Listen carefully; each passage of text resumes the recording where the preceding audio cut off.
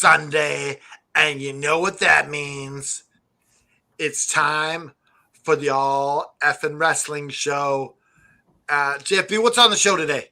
We got a little bit of news, and then we get into predictions. Locks of the night, cash aplenty flowing everywhere. We're going to talk about Double or Nothing, the pay-per-view that started the revolution called AEW.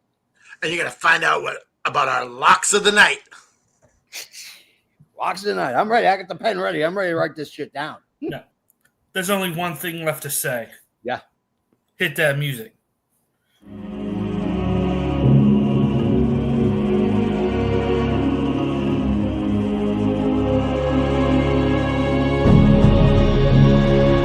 Clear for takeoff.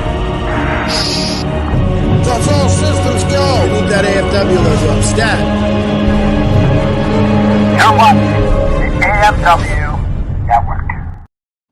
Good morning, afternoon. If I don't see you till later, keep my supper warm. I am, of course, the Almighty, the granddaddy of them all. I am the JFB James from Boston.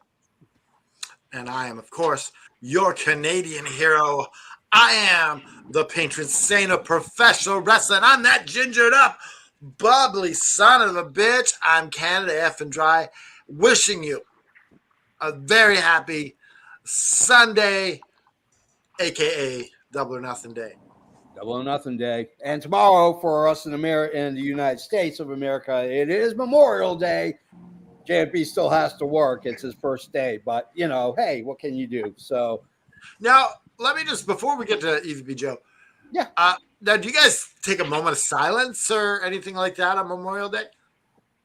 No, it's just usually just self-reflection. Yeah. Now, in Canada and the UK, we have Remembrance Day. Yeah. And there's supposed to be a moment of silence within that day of like a good minute where you just silently. That's cool. Yeah, that's not bad. Saw this guy over in the corner. He is one of the trio that surrounds and gives life to the AFW Network. Introduce yourself, my good sir. You all know who it is. It's me. It's the EVP Joe here on a beautiful, finally sunny Sunday afternoon. I feel like it's been raining for 2 weeks here in Maryland, man. I looked at the weather this morning, and literally in Nashville, it is going to rain until next weekend. Oh, which means that rain is coming my way. Yes, Thanks, it is. And we got Eddie, a.k.a. Cavs Gaines, making his debut appearance on the All Effin' Wrestling Show. Get ready to give us his opinions. Introduce yourself. Yo, what's up, guys? It's me, Cannabis Gaines. When I say cannabis, you say Gaines. Cannabis. Gaines. Yeah. What's up, everybody? I'm so excited for you guys to have me, man. So thank you so much. And he's sporting. What? Oh, you got that Sabu shirt on? Is that what it is? Sabu shirt on? All the way. You want to know a fun fact about why he pointed in the air? This is funny. The reason why he did that because he was at I don't know what show. He was at some indie show, and the roof was low, and he was trying to do a spot, and there was a light in the air that was getting in his way, and that's why he pointed in the air. He was pointing at the light because it was getting in his way. And that is hilarious. So now he does it. Now he had to do it the rest of his career. Yeah. Because it looked iconic, right? Yeah. Wrestling is organic, man. If it's not organic, it's not going to work, man. There you go. Same thing with the DDT. It was an accident. And I was like, that looked cool. Yeah. So before we get into the predictions and the main event, talk about Double or Nothing, we got to clear off the table. We got to talk about the news.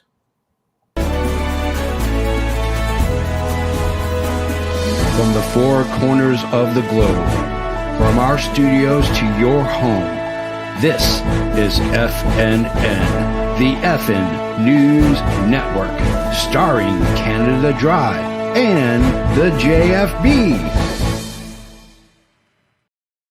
also starring EVP Joe. Well, I was about to say, EVP. don't forget about me. No, We're gonna get it. We're gonna get it. I promise. I got it takes time. Craft that look, intro. JFB, I know you're a busy man. It is all good. So last night was Saturday night's main event. I have a couple of news articles pertaining to it, but before we do that, I want to get everybody's opinion on what they thought of the 2-hour Saturday Night Live or Saturday Night main event that happened last night. Canada Dry, your thoughts on Saturday night's main event? It felt like I guess a bit like Raw. Yeah. I laughed hysterically at Jesse Ventura. Jesse Ventura was bitching about Damian Priest walking out the cage. And I loved it because they cut that out of their YouTube. Yeah, they did cut it out of the YouTube. Yeah, They cut Jesse Ventura out of the YouTube. Jesse Ventura's like, what do you want to do? Like, we might as well just pick out, have his limo service pick him up from ringside. yeah. And it's funny because at this time, Michael Cole is trying to explain to him how the rules of the steel cage works in this decade. I think he knows how the rules work. He just thought that he was being caved. He was shooting.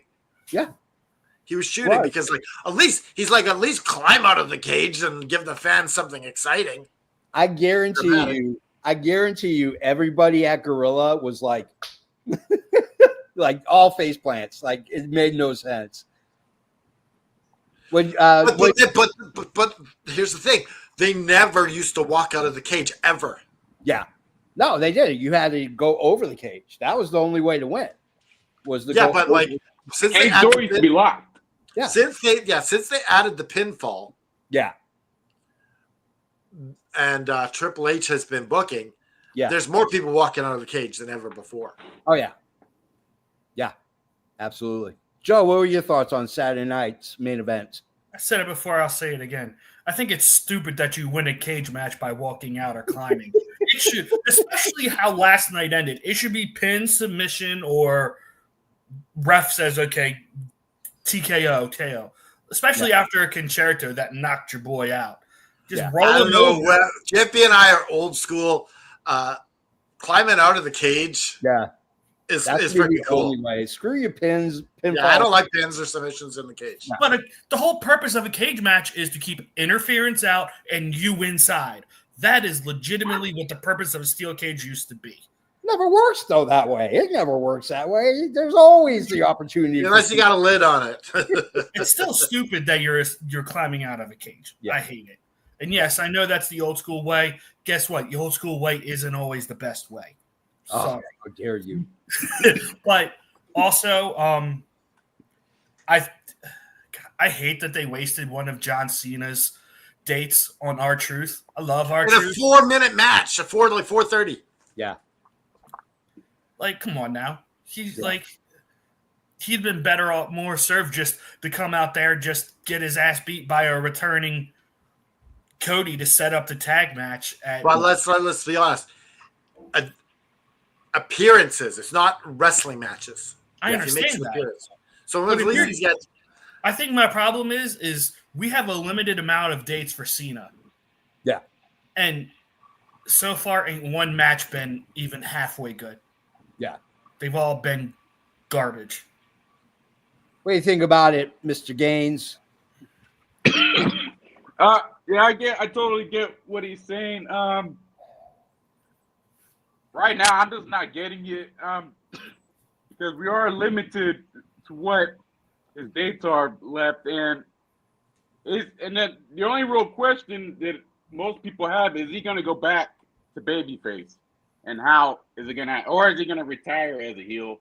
I don't know. I just feel like I love John Cena, but I don't know. It just feels like they're just trying to get his retirement and then just move on to whatever else they got going. I think they're just trying to get it out of the way.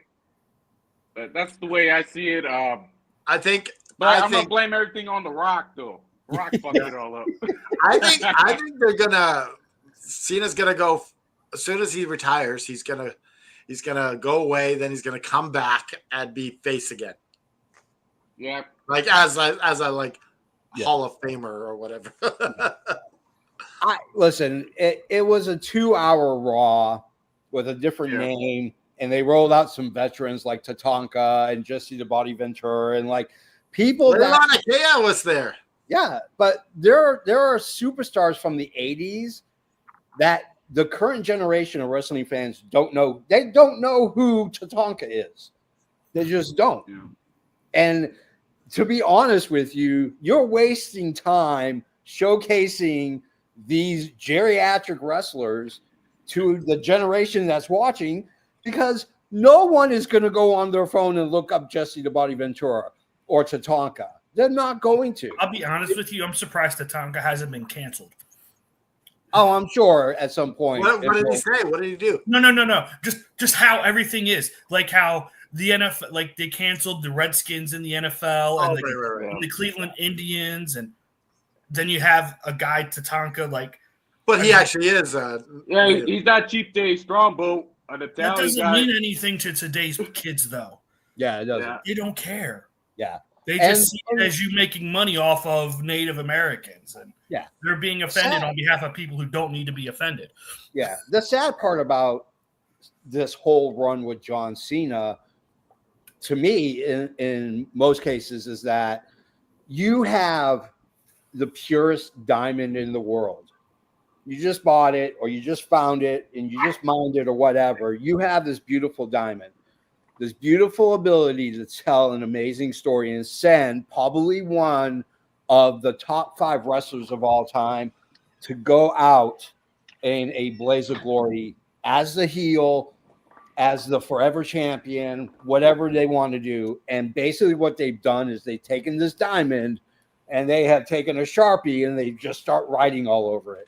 You have the purest storyline available to you, and that's John Cena retiring at the end of the year.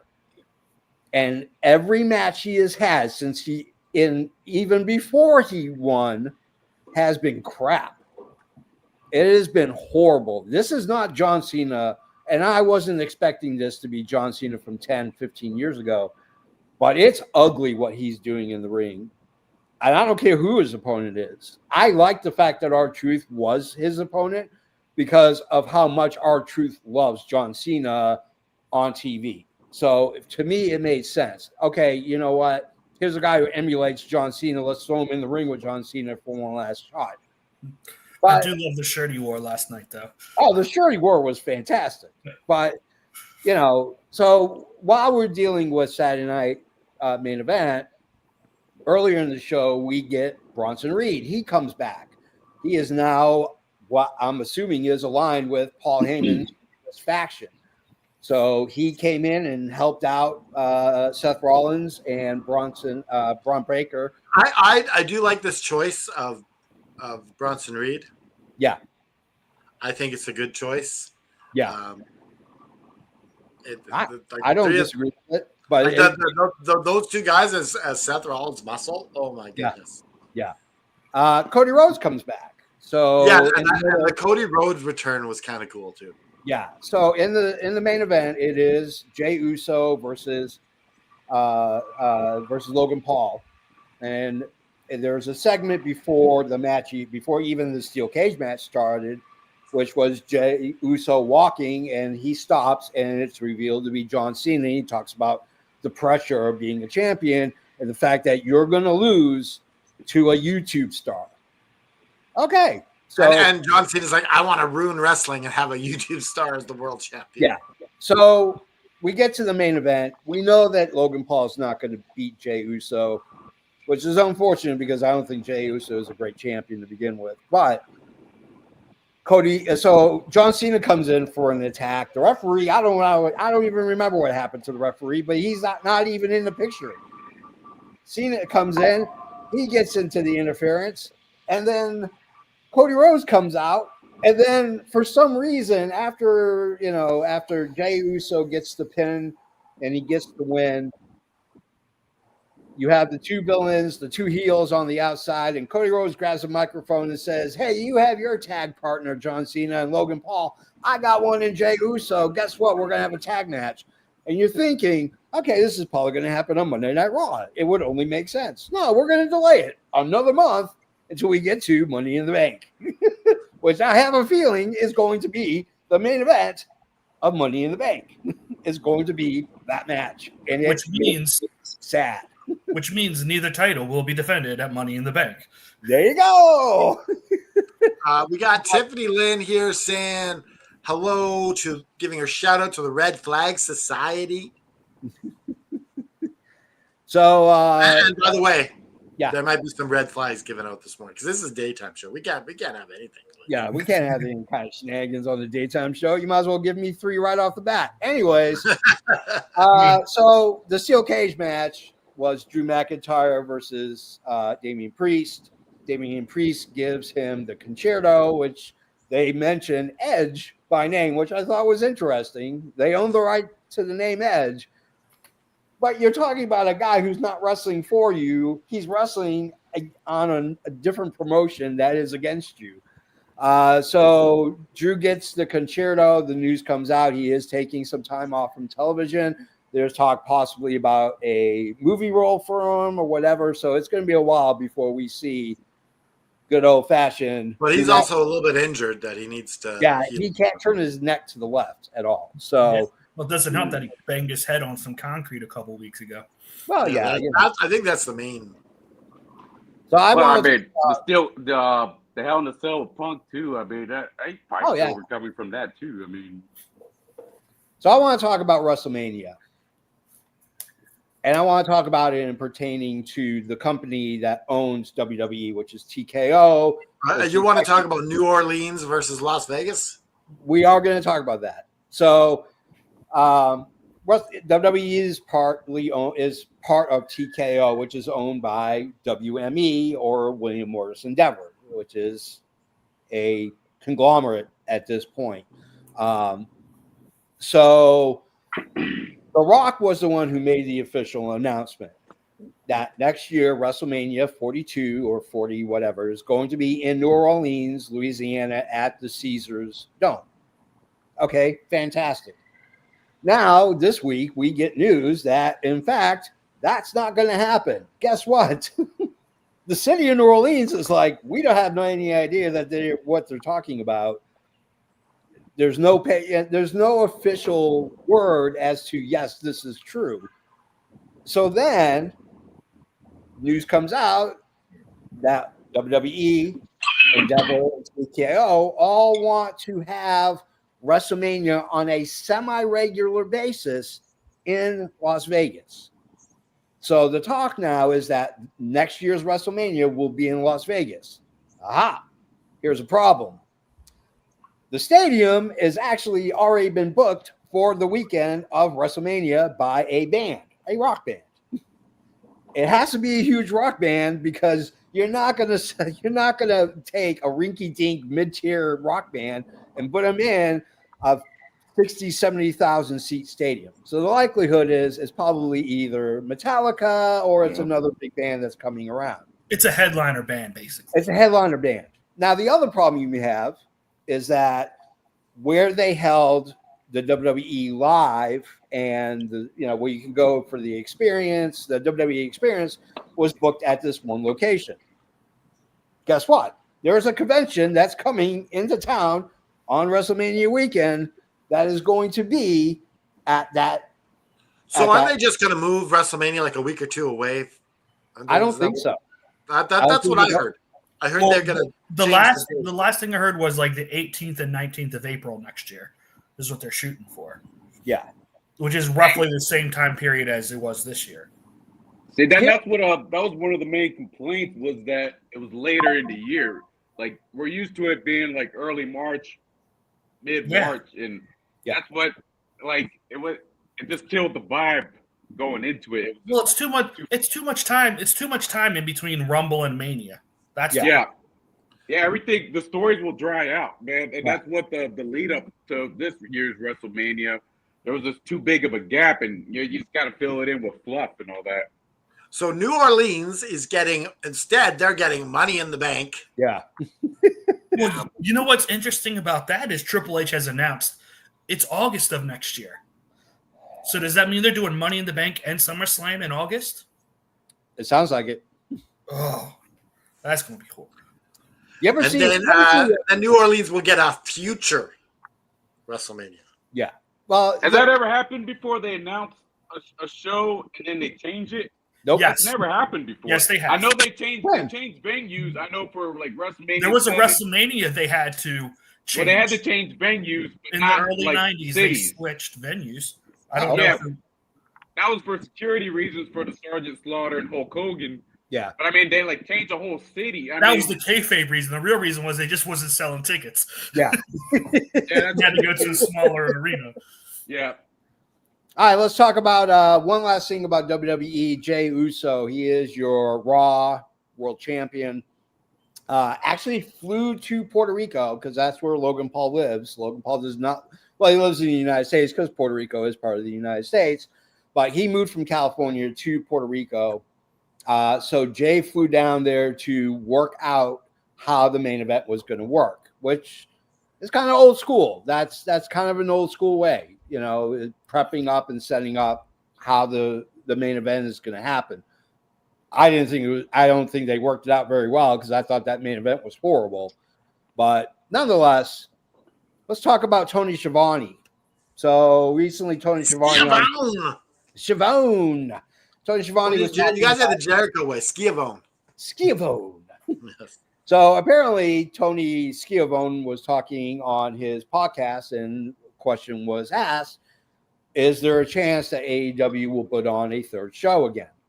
Tony Schiavone said, no, that is not the case. There are no talks about us going to have a third show again like we have had with Collision, Dynamite, and then I can't remember whatever the third Rampage. one was. Rampage. Okay, that's right, Rampage.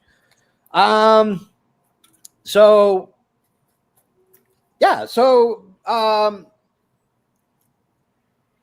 Evolution was an all female. I'm going back to WWE and I apologize. Apparently Evolution, which was an all-female led pay-per-view, which was a response and kind of a way for Vince McMahon to appease the female talent because they couldn't go to Saudi Arabia for Crown Jewel, created this concept of having an all-women's pay-per-view, which was actually a really good pay-per-view. There was never a problem with it. They announced that Evolution 2 is coming. It's going to be in Atlanta on July 13th of 2025. So you're going to have another Saturday night main event, July 12th in Atlanta. And then that Sunday, you're going to have Evolution 2, the pay-per-view for the women. It's like in a 6-week span, they're running like 7 major shows. Yeah. Yeah. And that 12th, we have All In as well. Yes. Yeah. Well, it won't matter because All In is at like 1 o'clock. Yeah. Where Saturday night's main event is still 8. So nothing is going to conflict. And that's the reason why AEW moved it, because they got wind of WWE trying to counter program them with Saturday night's main event. Yeah. They're like, okay, we got you. We'll just move up the time. And yeah. So Mr. Kennedy is in the news. Mr. Kennedy, we all know Mr. Kennedy. Kennedy. Kind of a hot topic. The guy's an asshole. I'm taking the red flag on this. I've met the guy personally quite a few times. You gotta give yourself a red flag. I give up the red flags. So okay. Well, he's an asshole. This guy gets heat no matter where he goes. He's just not a nice guy. So he was talking on the Chris Van Velt show, and he was asked about current champions that are in the WWE, and Tiffany Stratton's name came up, and he said, "Hey, I trained her well before she went to NXT," and said that she's super athletic, but has absolutely no charisma. Canada Dry, your assessment of Mr. Kennedy's assessment of Tiffany Stratton. I don't agree. I think Tiffany is oozing with charisma. She has more charisma than she does looks. Oh, Like, I disagree on that one. No, I think after you take off the makeup and everything, she's not that pretty. But she's good on the mic. I like her on the mic. Yeah. What do you think, Joe? I don't know, but I gotta disagree with Noob's comment saying Mr. Anderson is the biggest a-hole in wrestling, because that is far and away Logan Paul, and it's not even close. And don't forget about Bully Ray. Yeah. Bully Ray Batista hates Bully Ray. Oh, there are a lot of people who do not like Bully Ray. I met Batista in real life overseas. I don't like the guy. I think he's freaking an asshole. Yeah. So, Oh, you don't like Batista? nope. I met him. Like he came over on the overseas tour to greet soldiers and Marines, and he just when he was where I was at, he acted like he didn't want to be there. So Yeah. But in all fairness, they probably didn't want to be there because the time that they got this is like Christmas time, right? Then don't show up. Don't come. They said you didn't have to go, though. You didn't have to go. You Remember, have the RVD option to didn't say go. I'm not going. Oh, is this volunteer? Yeah, of course. They're not going to force people to go into an active war zone. No, but like, here's the thing. You know, Vince McMahon is taking notes who's going, who's not going, and then like you get the rub. It's going to hold your career back. So there's some manipulation going on here. This was December of 2008. Batista was already top of the card. He didn't need the rub. He was already a top guy. Yeah. So All right. What do you think, Mr. Gaines? About Tiffany Stratton? Yeah. Yeah, she's loaded with charisma. That's why she's there where she's at. She's there for a reason. Me personally, she's better as a heel. That Barbie doll gimmick, that Daddy Girl gimmick, but it is what it is. I like her top of the NXT run. That was very good. But I think she'd be better off as a heel, but as of right now, they got her as a face. And she got a huge pop when she cashed in and when she won. So, yeah, I think she's doing great, man. She's there. She's at that spot for a reason. They see something in her, and that's why they put her there. And she's got that classic blonde hair Barbie doll look. Yeah. You know, and I like she destroyed Charlotte and what's her name? Alexa Bliss. Same look, blonde hair, and she said, "Hey, you guys are vintage." I was like, and she's right. So I wanna talk about what Mr. Rotz. Let's put his comment back up really quick because I thought it was very interesting.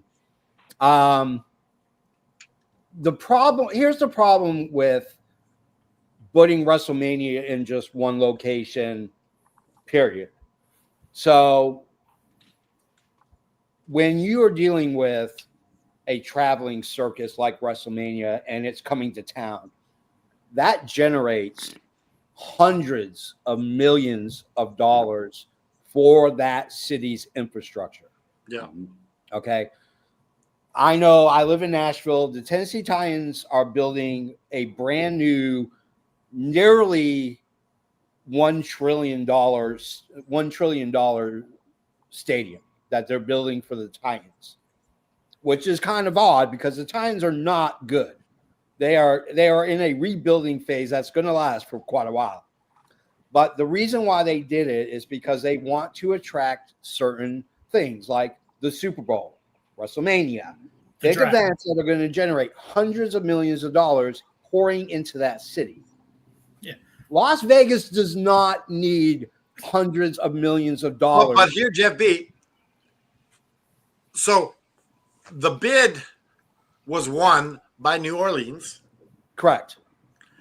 And so they pay a bunch of money to WWE. Yes. For their bid. Yep. And now Las Vegas must have come in Yeah. and said, we will give you this amount of money. And WWE's like, I don't think it has anything to do with that. It's just the fact that that TKO loves Vegas. Yeah. And also, but like no. But listen, but TKO also already knows what they have in hand with Las Vegas from WrestleMania 41. Yeah, but it's also WWE doesn't make any money off those ticket sales. Oh yeah, they do. I don't No, Oh, that yeah, they do. the city bought the rights to the Mania. No, They no. get ticket sales. No, they don't. The No, there's no way. city, That's the what I was city- told.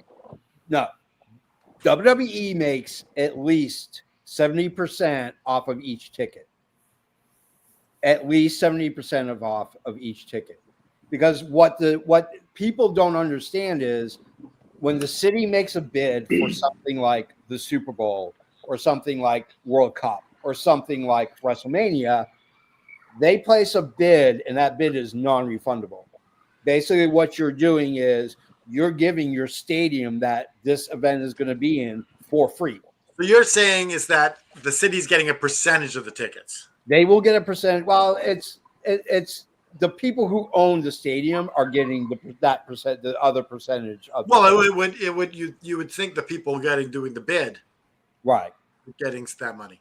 Well, no, the money, Well, the city, it's the city, yeah. They benefit from the influx of people coming to the city. That spends money on everything besides Mania, like the hotels, the food, all the entertainment. I'll give you That's an what they're example. bidding for, essentially.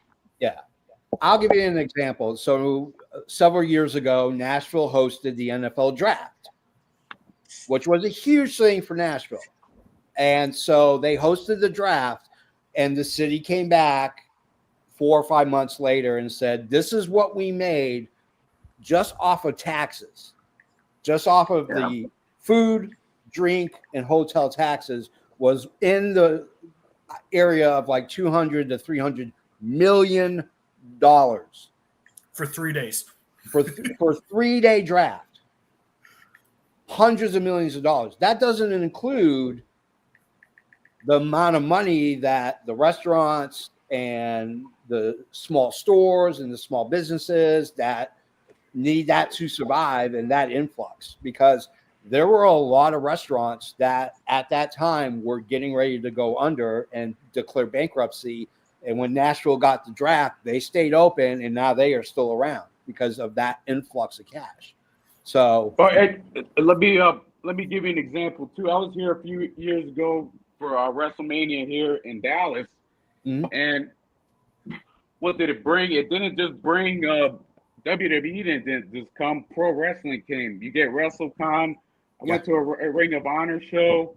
So it wasn't just there was other venues. Yeah, all the indies used for WrestleCon. I went to Ring of Honor. So you're bidding for the people coming in, and you're built like for revenue. I mean, even the local restaurants are gonna. It's just the revenue of everything. So Philadelphia made up to $200 million.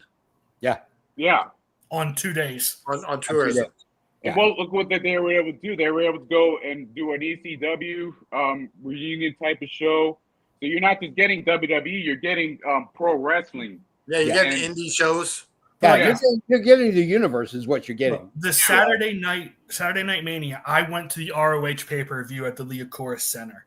Yeah. The person I was next to said that was his third show of 4 that he was going to on that day alone. Yeah. I met a guy. I feel I would get wrestling burnout by the end of that thing. Oh, you do.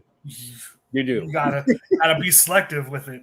And it's also for the wrestlers too. For WrestleCon, they're gonna book dates, and that's where they're gonna make their money too. All the legends and everything too. Okay, so, real quick. I know we got to get to predictions, but let me ask you a question. Do you think that this whole shenanigans with TKO pulling out of New Orleans after accepting their bid will hurt them eventually?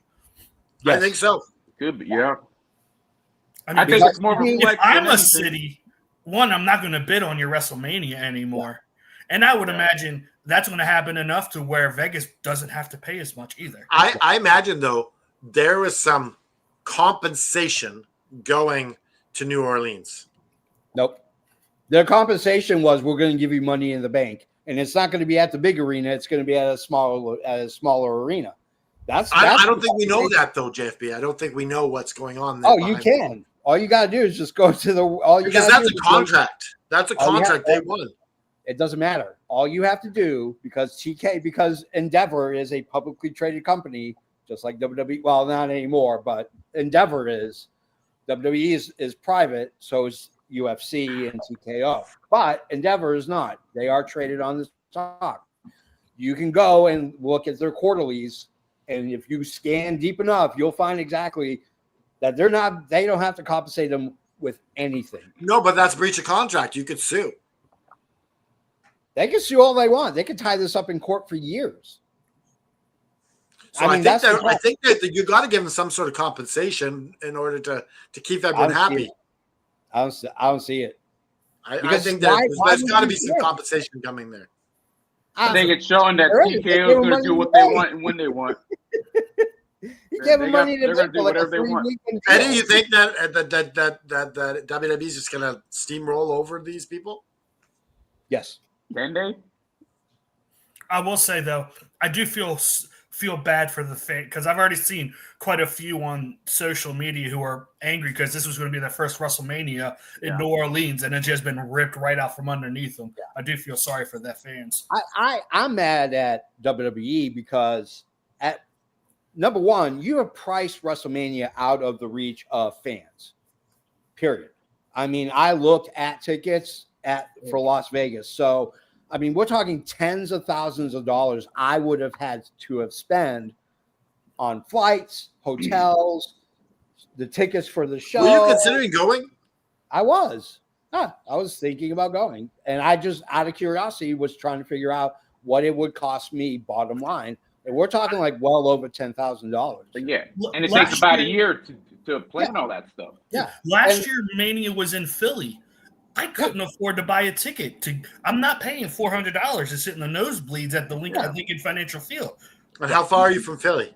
40 minutes. It's literally a drive up 95. Yeah. All right, let's get some predictions. I had enough talking about Triple H and WWE. Let's talk about AEW. Let's go to the main event.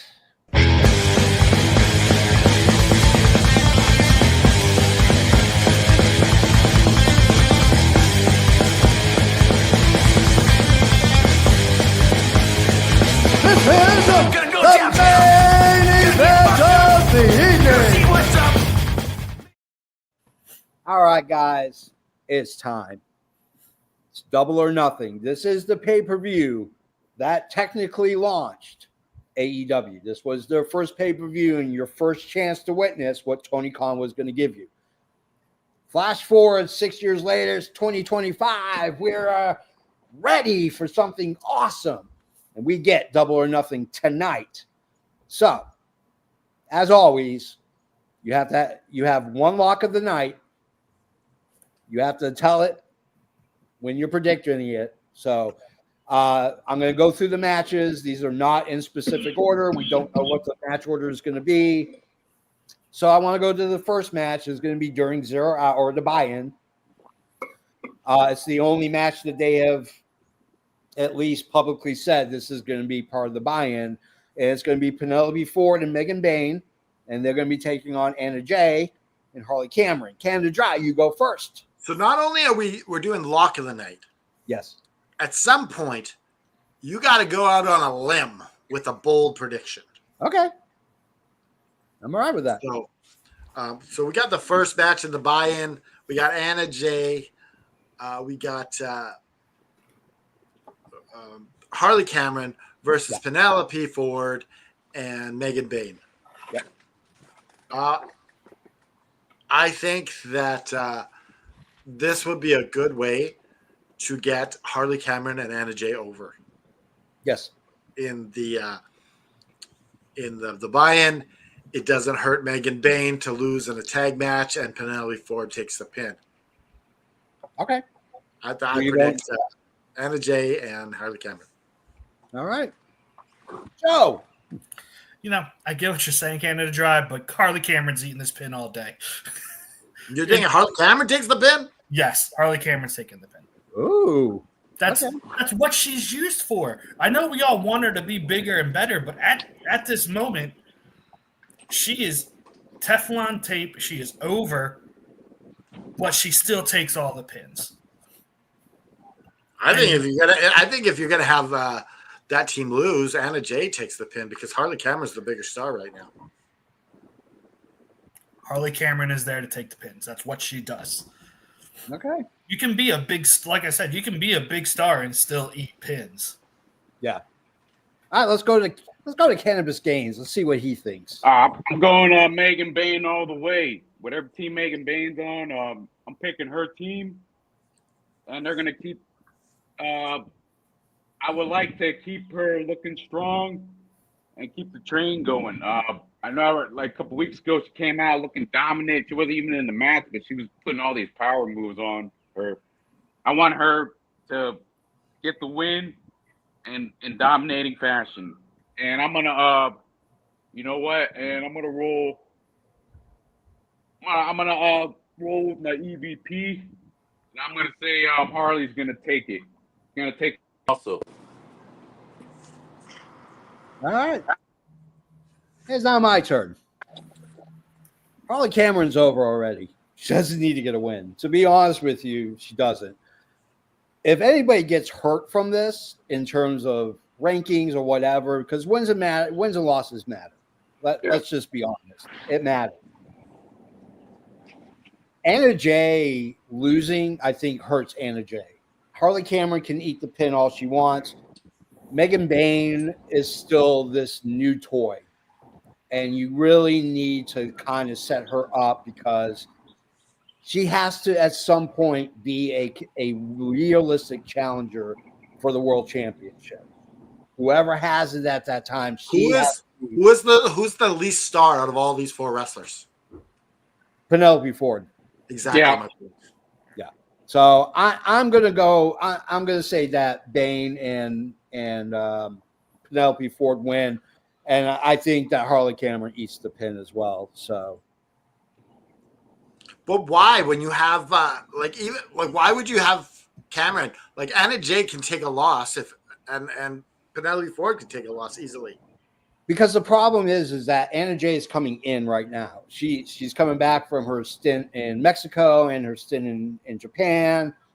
Harley Cameron at this point is almost like basically she's the R-Truth of AEW. Yeah, good one. But she shouldn't be. But she shouldn't be. It doesn't matter. That's where she is right now. She is comedic relief for the women's division. She is the R-Truth of AEW. It sucks because I think Harley Cameron has a tremendous upside to her if they would just let her wrestle and let her get some wins and let her. So pretty much, I have faith.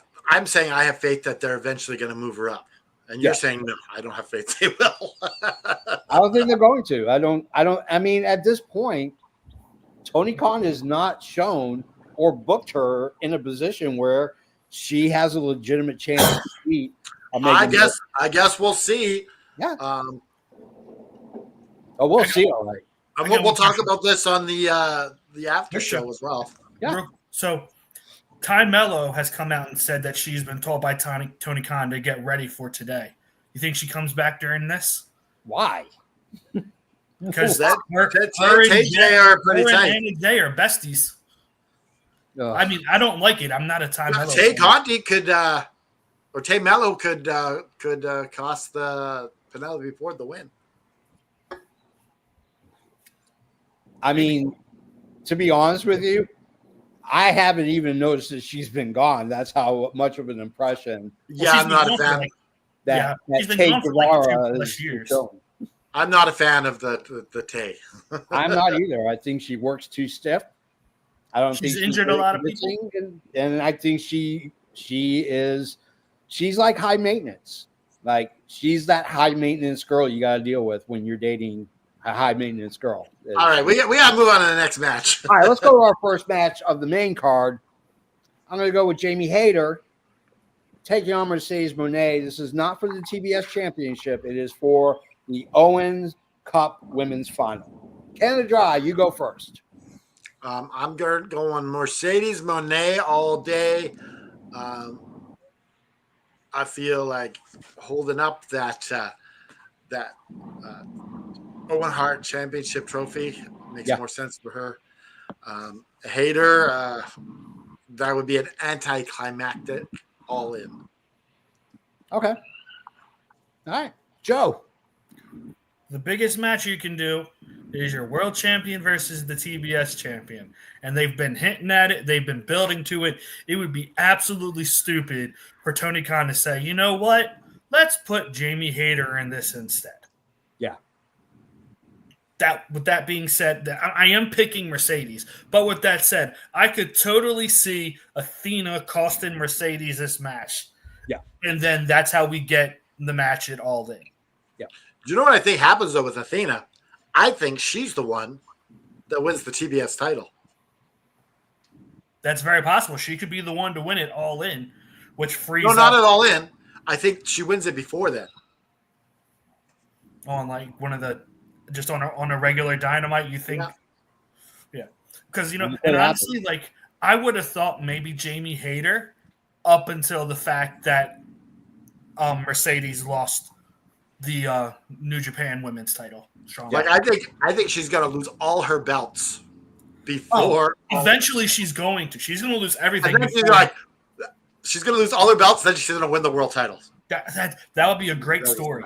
Yeah. You have her hit rock bottom and then build her back up. You could even make her the biggest baby face, and you could have Tony turn heel somewhere along the way. She doesn't work good as a face. I'm just going to be honest. I don't like if they turn Mercedes Moné, I could give a rat's ass whether she wins or loses. I don't like her as a face. She's way better as a heel than she ever has been as a face. We'll see. All right. Mr. Gaines. Mercedes all the way, and I'm predicting they're going to unify the titles at All In.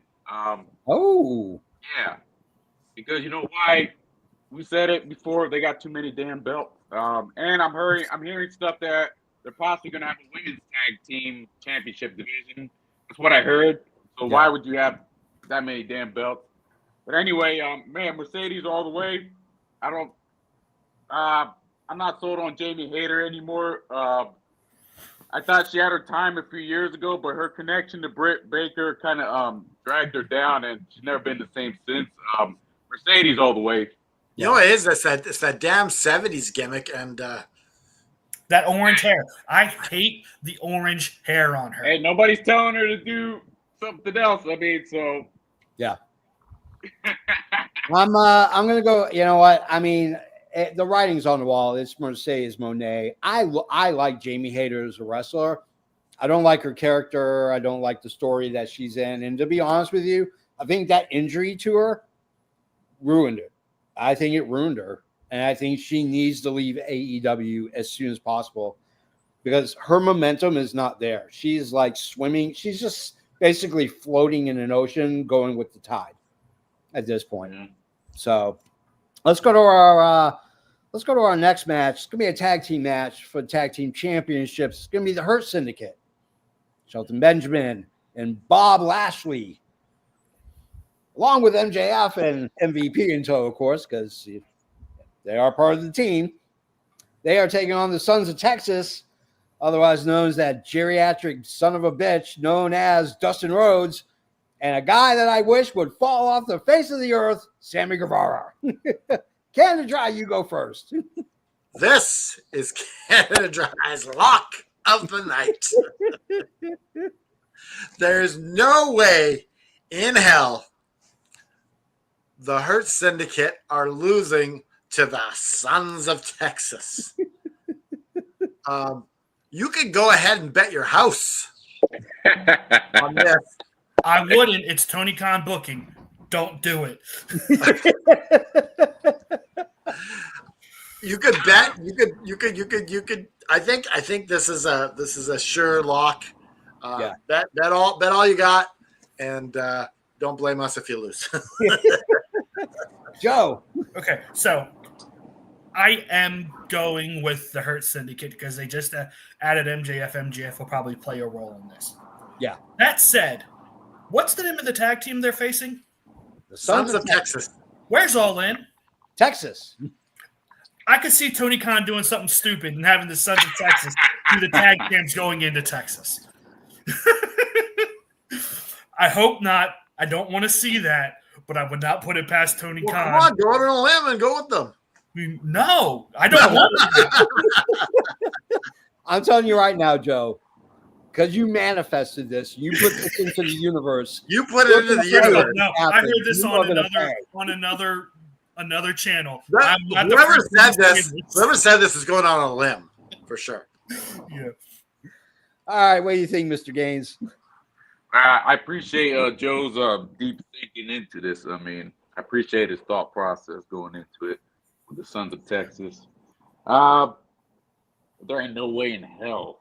I mean, it's not even Tony, man. But yeah, Hurt Syndicate all the way. I mean, Because they hurt That's people. all. That's what they hurt do. yeah, I mean, And they're one and of, we'll they're, see some they're one of the shenanigans hottest here things and there in with MJF. AEW right now. We'll see some MJF shenanigans, but yeah, Hurt Syndicate all the way, man. Now that Joe has planted that seed in my head, here's what I'm Are you thinking. going out on a limb, JP? No, I'm not. It's the Hurt Syndicate is going to win. I'm not stupid. But picture this. It's a dark room. There's a solo light above them.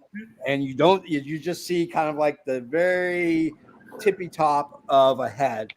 And it pops up and it's Tony Khan. He's got white powder all over his face. And he goes, Sons of Texas are going to win the championship. Book it. Well, that's what happens when you're all hopped up on those powdered donuts. I'm telling you. I get It's 5 the or donuts. 6 within me. Yeah, I'm like, donuts.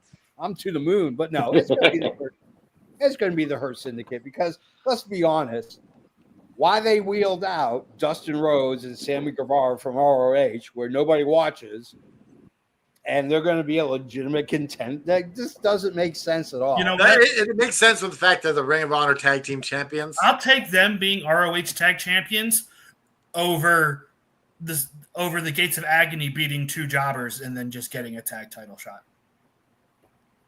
Yeah, it's more logical. Yeah. So let's go to our next one. Now remember, Canada Dry has already used his lock of the night. The 3 of us still have our lock for the night. We're going to go to the Women's World Championship. Timeless Toni Storm. She is taking on Mina Shirakawa for the World's Women's Championship. Canada Dry, you go first. I'm going with Timeless Toni Storm. There's no way in hell that Mina is winning. It's going to be a good match. It's going to be an entertaining match. But we're giving the nod to Toni Storm. All right. EVP Joe. Yeah, I'm right there with you, Canada Dry. This is absolutely Toni Storm. As a matter of fact, I'm going to make this my lock of the night. Oh. But Okay. I could also see this is where we get the official heel turn from Mina, like official, not just a beatdown between 2 champions. And maybe this is where Mariah May makes a return Possibly. and reunite Now, Mina and Mariah. Now, with your lock of the night, how much money would you have to put down on this to make some good coin? I mean, you Because probably have to lay down at least 10 grand because of the odds. Yeah. But, if you put it in with like maybe a trifecta of picks, like they do in horse racing, box exacta type stuff, you can really make some Win, money. place, and show, my friend. Win, Yep. place, and show. Yep. All right, Mr. Gaines, your turn. Well, I'm gonna say this: Mina is my favorite AEW wrestler right now. That's my favorite wrestler. But There's worse picks than that, so. yeah, now right now that's my franchise guy for that. Anyway, So it's hard going against her, though, right? no, I the only if you notice in the past, if you look at the lineage, Tony loves to put the belt on the women's belt on Japanese women's wrestlers. If you look in the past, but yeah, I gotta go with Tony. I gotta go with Toni Storm. I don't want to overthink this thing, man. Yeah, Tony and Mercedes. Eddie. You can't go with your heart. Not in pro wrestling, man. No. No, you can't. You can't even go with your heart in baseball. Fucking Orioles suck. Oh man. All right. It's pretty obvious that Toni Storm's going to win. This is my lock of the night as well. To me, it just makes more sense that Mina Shirakawa, you need to give Mina Shirakawa time to develop with the fans. because Sorry, JB, you cannot make this your lock of the night. It has to be a different match. what? Yeah, sorry. Am I getting a red flag for this? No red flag. Just let you. I can't let you do it. It's All right. It's gotta Okay. be a different match. You suck. I hate your guts, but That's all okay. right, I love I'll go you. with I it. love you, JP. But the problem with Mina Shirakawa is that she's just not a known entity. You know, she's been on a few episodes of Dynamite. She's been here and there. There's not really any kind of like solid foundation that a wrestling fan who's not a wrestling fan like us will say, "Oh, I love Mina Shirakawa." They're like, "Who the hell is this woman? Why is she on my TV?" So, not saying that it's going to come at some point. Mina Shirakawa will be the women's champion. I don't think I go out on a limb saying that new wrestler they signed with the spider gimmick Yeah. is going to show up for Tekla. Tekla. Tesla. Close enough. Tesla. She All right, speaking of Tekla, she did put up on like IG or something that she's in Arizona. Yeah, I think this is where she shows up. Yeah, possibly. So That's let's going on my limb for the night. let's go to our fourth match. It's FTR. Oh, the vile FTR, the heel FTR, the way they should be. Bunch of faces. They are taking on Daniel Garcia and Nigel McGuinness. Mr. Hepatitis C is coming on. Wrestle a match for AEW. Canada Dry, you go first. I'm excited for this match. Like I'm excited to see, Nigel McGuinness wrestle again. Yeah. And he's a little bit protected being in a tag match. Yeah, but absolutely. I don't think he needs the protection. I think he's going to look good. But are they going to win? Hell no. FTR is gonna do something shady. Yeah. And get the win. All right. Joe. Yeah, FTR has to win this. They're freshly turned heels. It would be such a let out of air to have them lose. As much as I love Nigel and as much as I like Danny, Yeah. two guys thrown together should not be beating the best tag team in the world. And the win means more to FTR than these two. Yes. Yeah. Oh, yes. Yeah.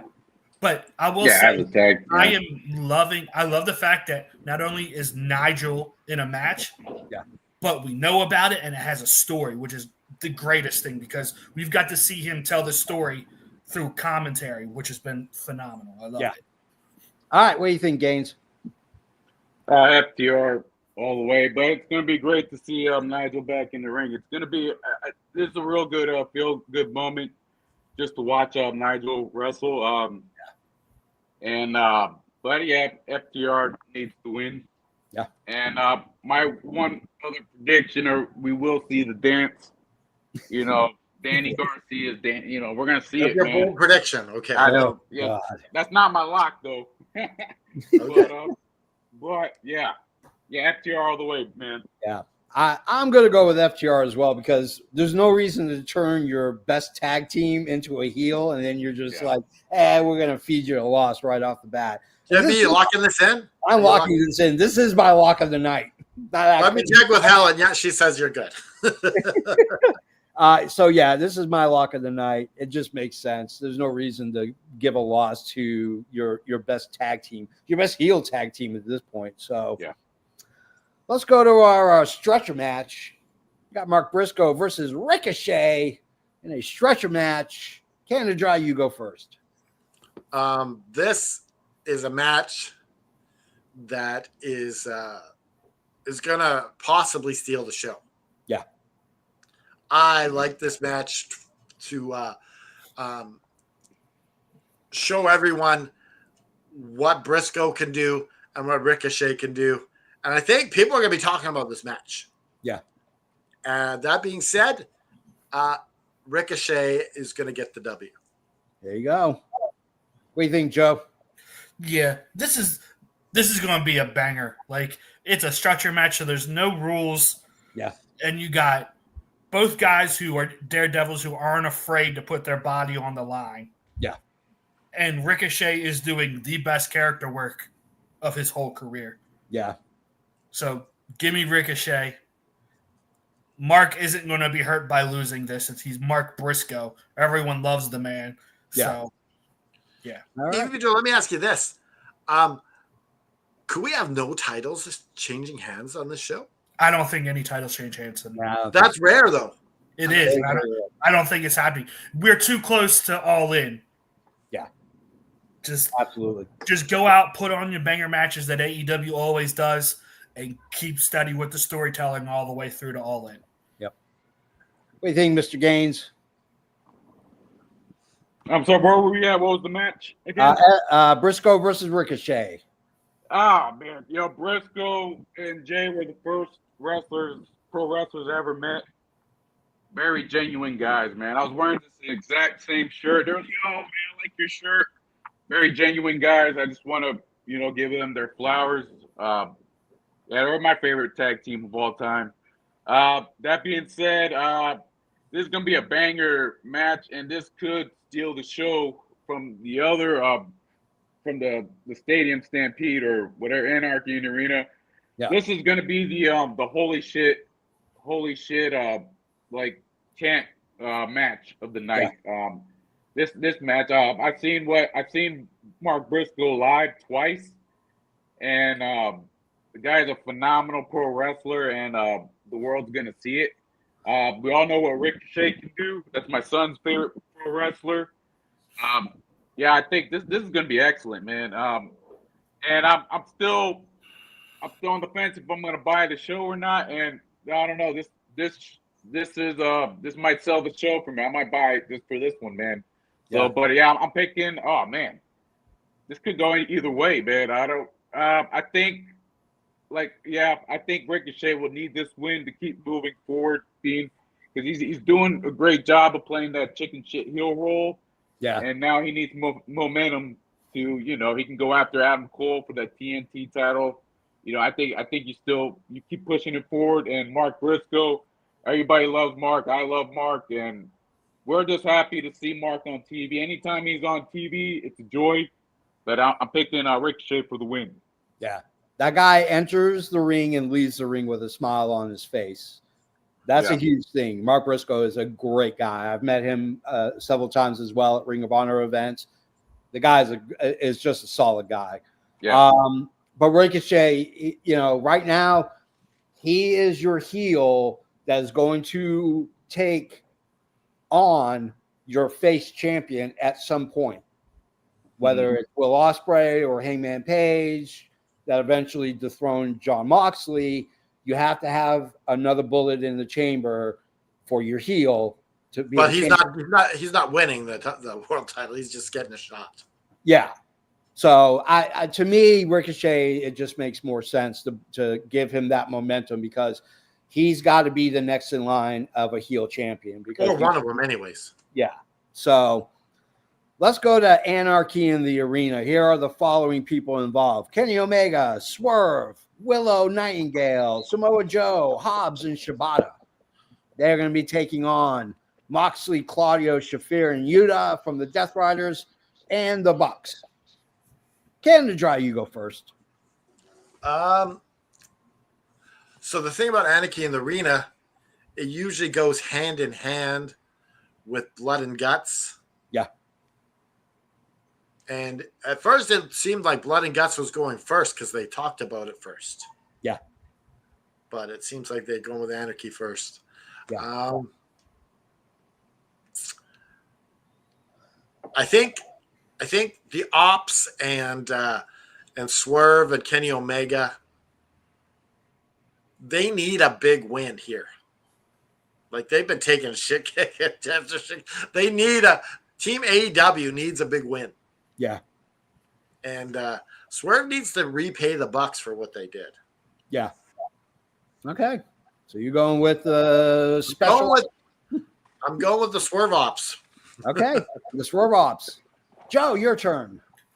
I am so conflicted on this. I have wavered back and forth because I could see, in my mind, there's reasons for both teams to win. Yeah. And part of me thinks think I'm going to go with the Death Riders and the Bucks for this reason. Because you have them win here, and then we're going forward. You're obviously the winner of the Owen gets to take on the champ. Yeah.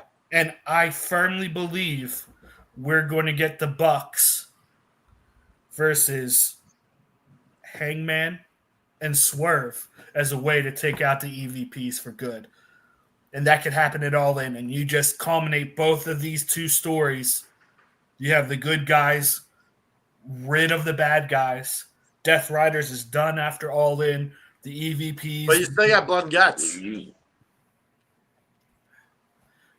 I don't know. I don't care. But it's usually 50-50 booking, Joe, for blood and guts and anarchy. I don't care, though. That makes wrestling storytelling bad when you say, oh, we have to do this because we want to do this. I think you should just do blood and guts. That's usually the formula, though, they go with. Doesn't make it good. Last year's blood and guts wasn't good. That's what happens. I'm just saying. Hey, I was at last year's Blood and Guts, and it was great. Well, of course it was. You were in freaking person. No one can deny you that, sir. But there feels like a natural conclusion at All In, your biggest show of the year. Yeah. And that's how this should all end. Okay. What if they did blood and guts at All In? That would be that would be fucking fantastic. Not banking on it. All right, let's go to Mr. Gaines. Man, honestly, man. I mean, it's gonna be a cool match, nice gimmick match, man. But honestly, man, I don't even know if I care, man. I mean, it's gonna be a fun thing to do, but the stories are all over the place. I mean, if the Death Riders lose, it's not really gonna hurt Moxley. Like the only one that really matters in the Death Riders if they take a loss is Moxley. But Moxley's already taken the loss to Joe. He's already got choking out by Joe. We know Moxley. What's that? He still won the match. Yeah. Yeah. But yeah, I don't know, man. I'm trying to give a logical opinion. We know that Moxley's gonna go to All In and defend the title. Yeah. So I'm thinking the Swerve team, they're gonna get all their receipts, man, and they're gonna win, man. And then I could see like this is the beginning of the crack if they're really gonna go that way, where the Death Riders are gonna be done. This could be the crack in the armor of the finally, and this could set up, hey, and then we could see even like Claudio's like, hey, Moxley, what the hell are you doing, man? And there's gonna be distinction among the ranks. Hopefully this is going to be the beginning of the end, but you don't know what's going to happen, man. Yeah. But so yeah, I think I mean the only one that and then someone else like Wheeler Yulah can take the freaking loss.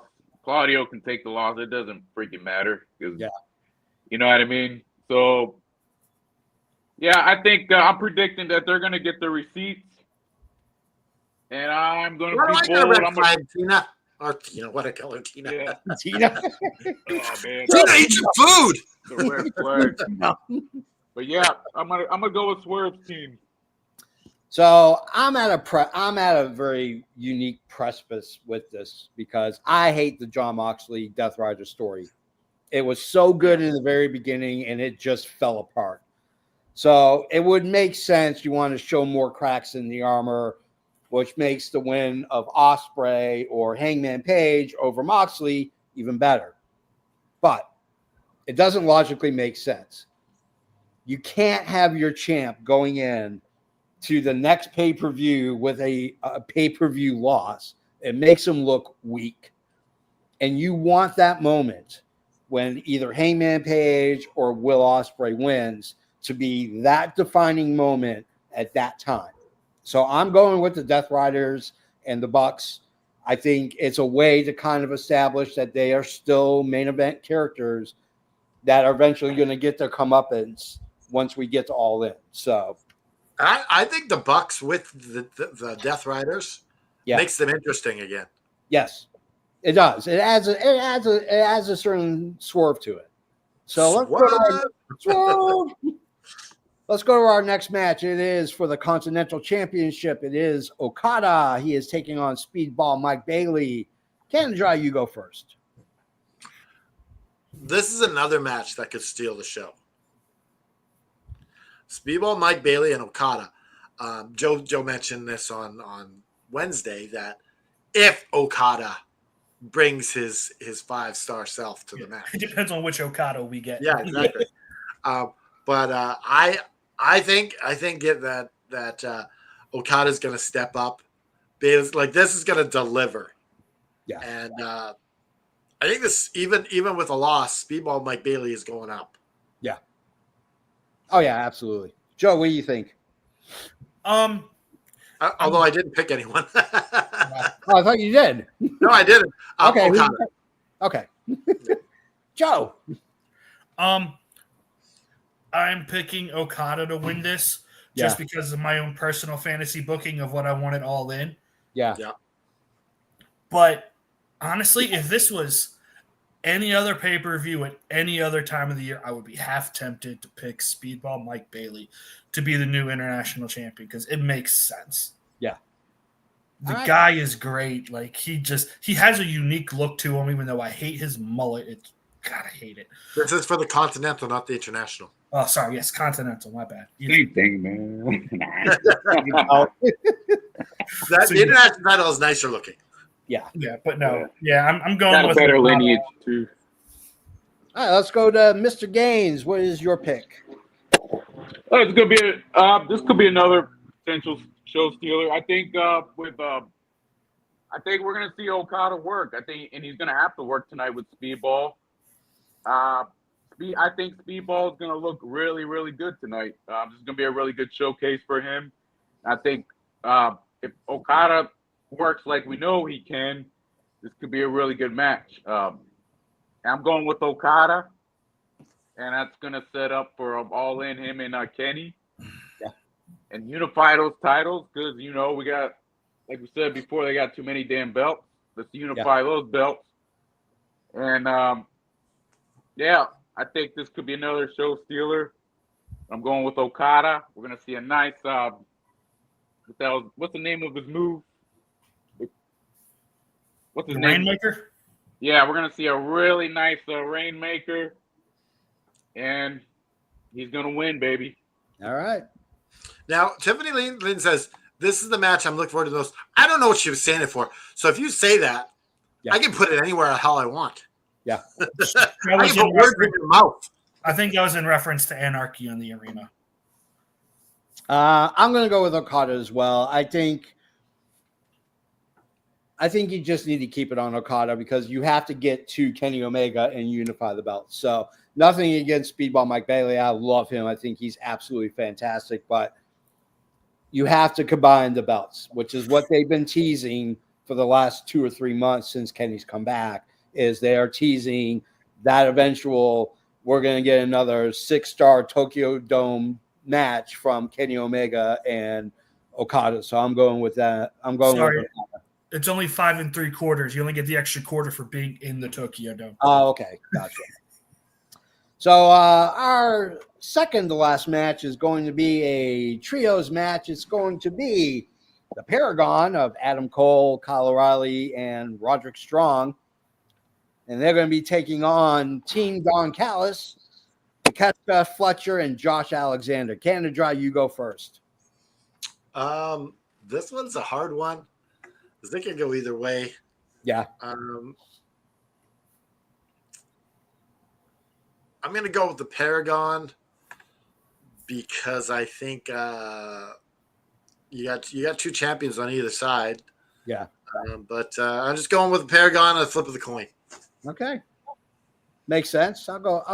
I'll mark that down. Joe. I'm going to Don Callis family. Okay. And I'm going with what's his face? Why am I drawing a blank to everyone's names on this team? Who's on the Don Callis team again? Takeshita, Kyle Fletcher, and Josh Alexander. The big 3. Yes, I'm predicting Kyle Fletcher pins Adam Cole. And that is our TNT title forward picture going All forward. right. Okay. Yeah. All right. What do you think, Mr. Gaines?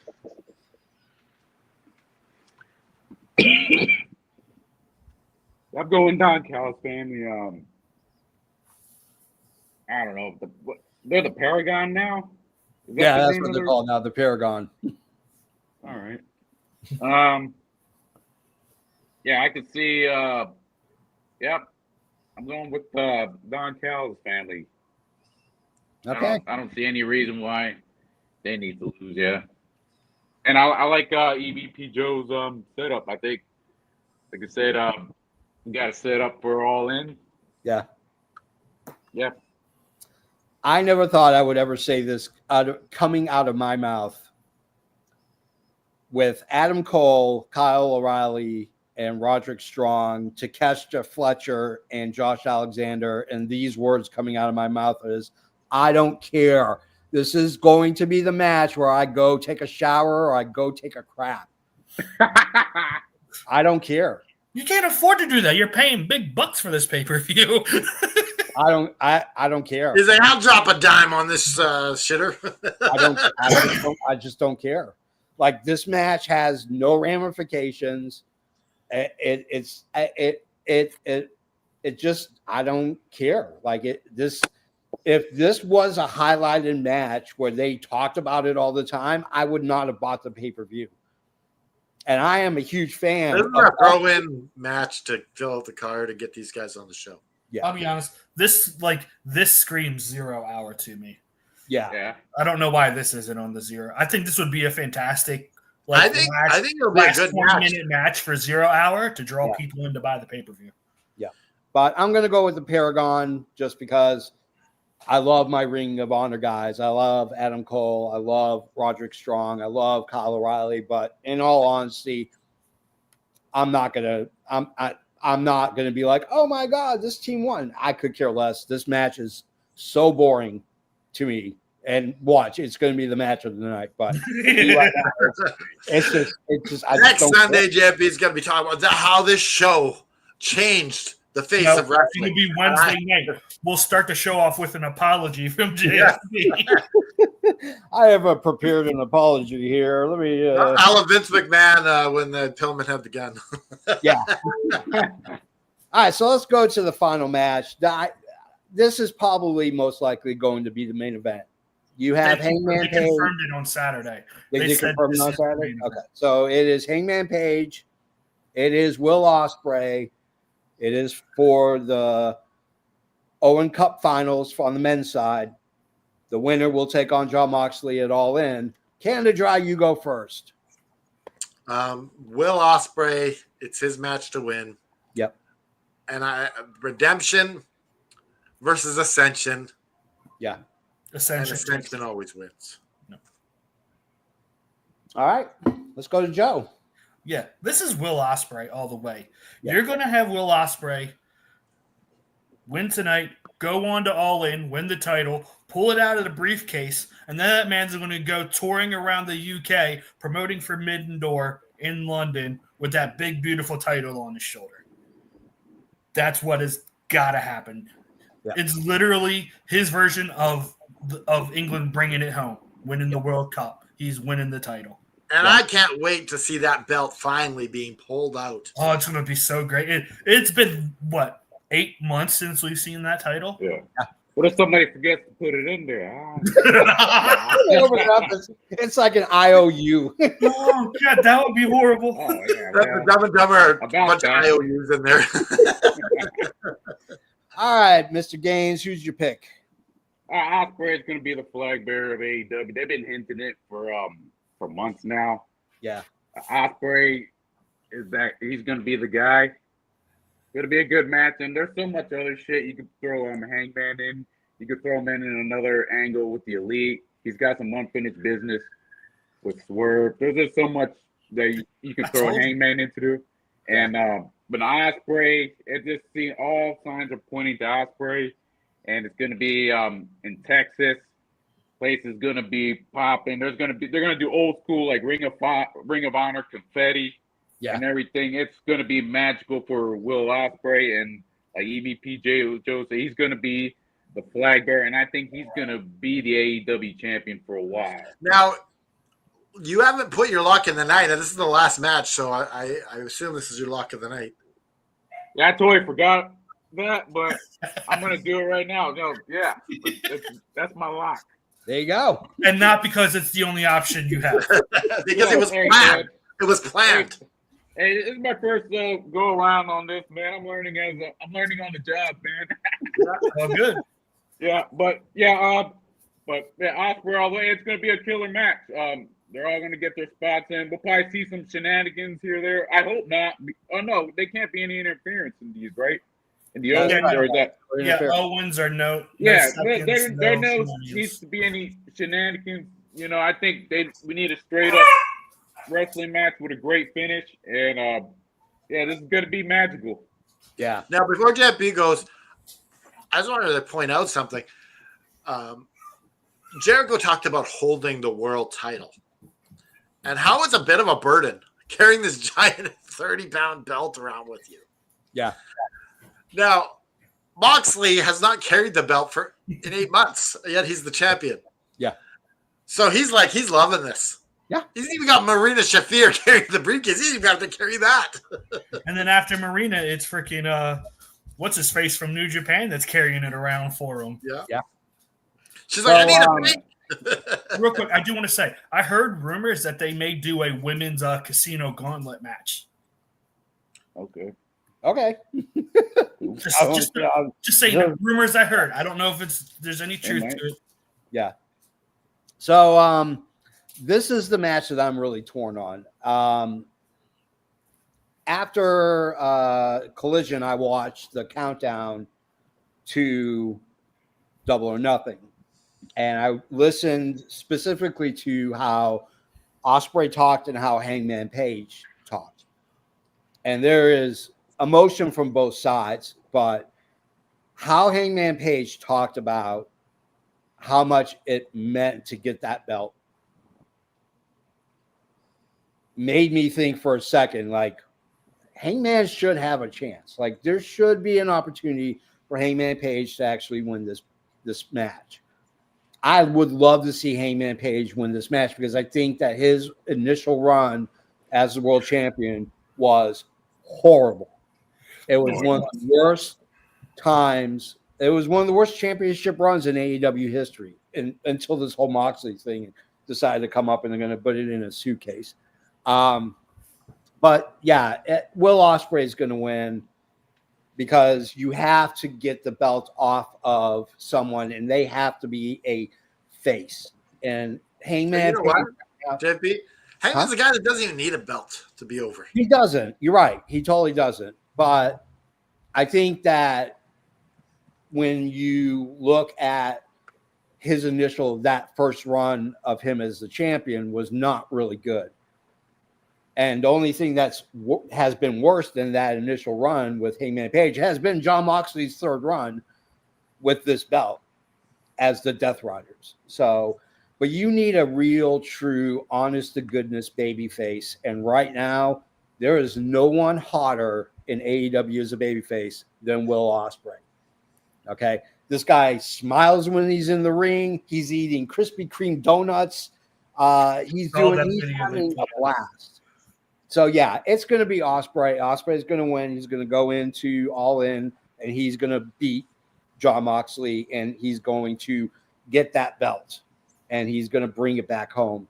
Because at some point now, you have a list of people who are ready to take that belt. Hangman Page being one of them. You have the opportunity with Ricochet. You have the opportunity with this guy and that guy. Like, you have a decent amount of heels that can come in and challenge the babyface for that title. And that's a huge thing that's a luxury that most promotions don't have. So you got to give it to the white meat babyface, and that's Will Ospreay. So, guys, we are at the end of the show. So I'm going to do it real quick because we're going way over time, and Helen's like TikToking on her watch. If you want to get a hold of us, the links are down below. If you want to get a T-shirt like the one Canada Dry is wearing, all you have to do is prowrestlingtees.com/effing wrestling. If you want to get an Adrian Adonis shirt. ProWrestlingTees.com/Adrian Adonis.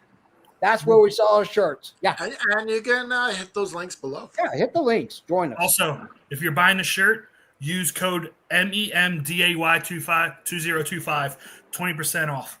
There you go. 20% off. Save yourself some cash. Take your lady out on a date. On behalf of Canada Dry, on behalf of EVP Joe, on behalf of Cannabis Gains, I am the JFB. Guys, I'm really proud of you all. The Red Flag Society handed out 0 red flags today. Good job, guys. Give yourself Wait till tonight after the show. When we get a little dark. Yes. All seriousness, sometimes in life, you get knocked on your ass and you get hit with depression. You get hit with all sorts of things. Your wife leaves you. Your dogs ran away. But the important thing is that while you're down, you don't stay down. You got to reach up. You got to fight it.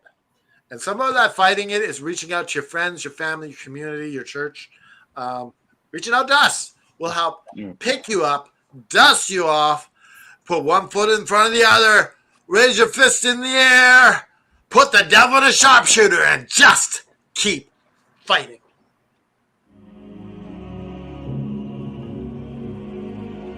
I like that Cannabis Gains fellow.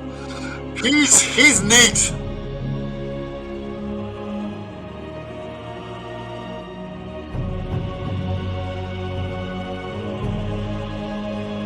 Thanks for tuning in. This has been Tony Schiavone for the All Fan Wrestling Network. Tony Schiavone.